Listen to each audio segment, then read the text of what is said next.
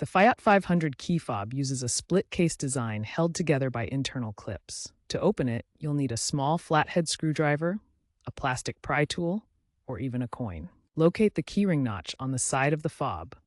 This is where you'll insert your tool. Gently insert your tool into the notch and carefully pry the case apart. Work along the seam with gentle pressure until the case pops open. Avoid using excessive force to prevent cracking the plastic. Once open, you'll have access to the battery compartment.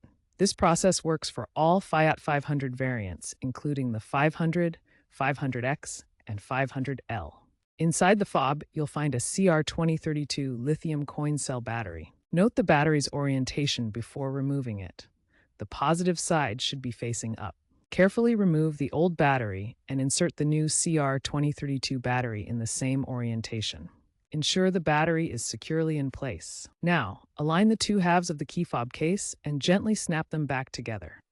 Press firmly along the seams until the case is completely closed. Test the fob to ensure it's functioning correctly by attempting to unlock your car. If the fob doesn't work, double-check the battery polarity and ensure the case is fully closed. Improper closure can cause signal loss.